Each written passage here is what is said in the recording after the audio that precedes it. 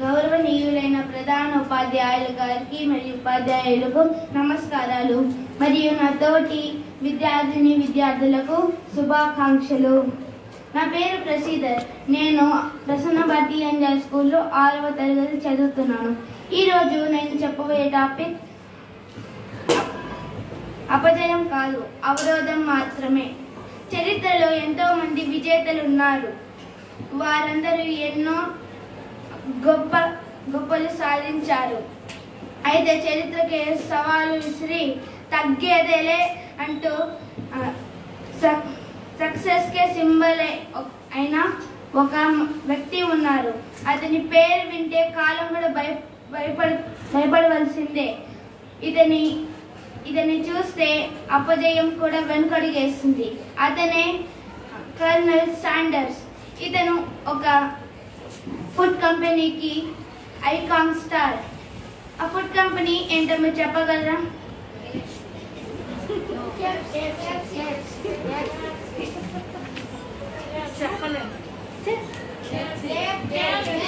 అదే మన KFC, Kentucky fried chicken. KFC అంటే ఒక కంపెనీ కాదు, అది ఒక బ్రాండ్. ఇప్పుడు నేను మీకు KFC ఎలా వెనకాల స్టోరీ చెప్తాను. అంటే రెసిపీ కాదు, అది ఎవరు తయారు చేశారు, ఎందుకు తయారు చేశారు అనేది. మరి కర్నల్ శాండర్స్ గురించి. కర్నల్ శాండర్స్ పూర్తి పేరు హర్లాండ్ డేవిడ్ శాండర్స్. కర్నల్ అనేది తన పూర్తి పేరు కాదు. అది ఎలా వచ్చిందో కూడా మీకు చెప్తాను. కర్నల్ శాండర్స్ కి చిన్నప్పటి నుంచి కష్టాలే. తనకు 5 ఏళ్ళు ఉండగా తన తండ్రి మరణించారు. తర్వాత వాళ్ళ అమ్మ దగ్గరలో ఉన్న టమాటో ఫ్యాక్టరీలో పనిచేసేది. కర్నల్ శాండర్స్ తన తమ్ముడిని చెల్లెని చూసుకోవాల్సి వచ్చింది. తరువాత తన తల్లి దగ్గర నుంచి తను వంట నేర్చుకున్నాడు. తను బాగా వంట నేర్చుకుని వాళ్ళ అమ్మకు ఫ్యాక్టరీకి వెళ్ళేటప్పుడు ప్యాక్ చేసి ఇచ్చేవాడు. మళ్ళీ వాళ్ళ తమ్ముడికి చెల్లికి పెట్టేవాడు. తర్వాత ఆదాయం సరిపోక పొలం పనిలో జాయిన్ అయ్యాడు. మళ్ళీ స్కూల్కి కూడా వెళ్ళేవాడు. తర్వాత ఆదాయం సరిపోక స్కూల్ మానేసి పొలం పని చేసేవాడు. తర్వాత వాళ్ళ అమ్మ రెండో పెళ్లి చేసుకున్నారు. కర్నల్ శాండర్స్ ని వాళ్ళ రెండో నాన్న బాగా కొట్టి తిట్టేవారు. కాబట్టి కర్నల్ శాండర్స్ వాళ్ళ అమ్మని ఒప్పించి వాళ్ళ బంధువు దగ్గరికి వెళ్ళేవారు. అక్కడ ఏం పని దొరికితే చేసేవారు. ఎలాంటివంటే పెయింటర్గా ట్రైన్ క్లీన్ చేయడం, ట్రైన్లోకి బొగ్గులు చేయడం, మరి టైర్ కంపెనీలో పనిచేశాడు. మరియు ఒక ఇన్సూరెన్స్ ఏజెంట్గా కూడా పనిచేశాడు. ఇన్ని పనులు చేస్తూనే రాత్రి బుక్స్ చదువుతూ లా కంప్లీట్ చేశాడు. తరువాత లా కంప్లీట్ చేశాక లాయర్ అయ్యాడు. బాగా ఫేమస్ అయ్యాడని మంచి ఆదాయం వస్తుంది.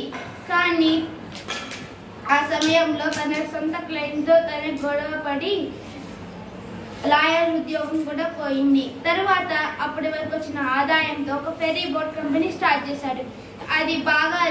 దానికి బాగా లాభం వచ్చింది. తర్వాత దాన్ని తన పార్ట్నర్స్ కు అమ్మేసి ఒక లాంతర్న్ లైట్ తయారు చేసే కంపెనీ స్టార్ట్ చేశాడు.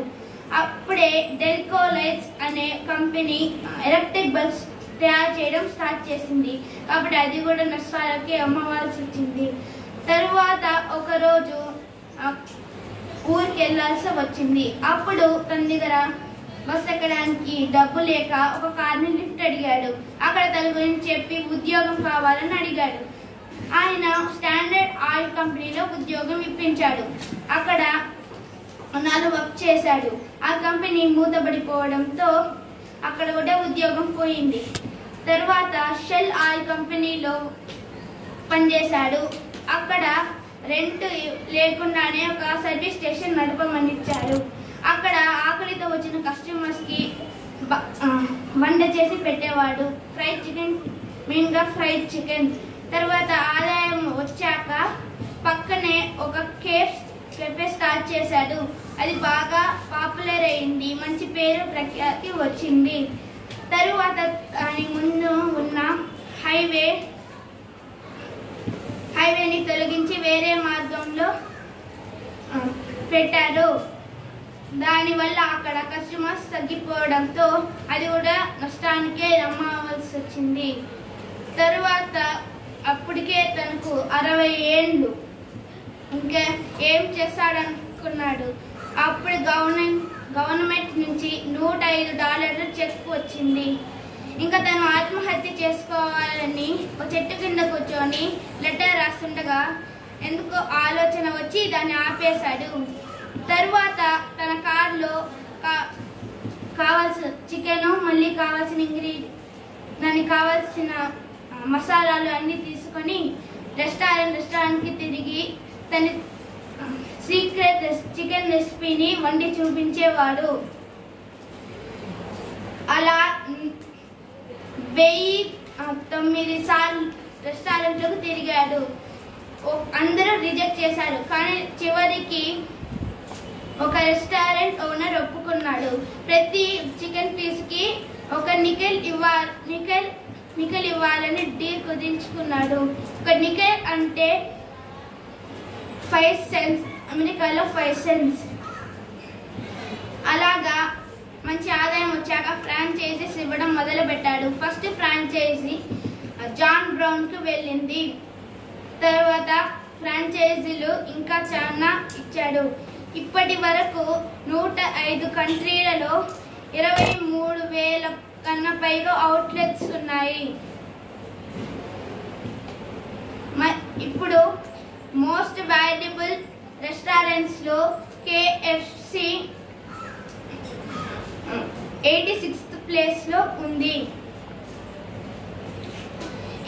KFC ఓనర్ December 16 తనకు 90 ఏళ్ల వయసులో మరణించారు. కర్నల్ శాండర్స్ మరణించాక USA ఫ్లాగ్ను సగం మాత్రమే దించి 4 రోజులు అలాగే ఉంచారు. దీన్ని బట్టి అమెరికాకు ఈయనంటే ఎంత గౌరవమో తెలుస్తుంది. బిజినెస్ స్టార్ట్ చేయాలన్న ప్రతి ఒక్కరికి ఈయన స్ఫూర్తి. కొంతమంది ఈయన సగమే విని ఫెయిల్యూర్ అనుకుంటారు. కర్నల్ శాండర్స్ అంటే ఫెయిల్యూర్ అనుకుంటావా? సక్సెస్.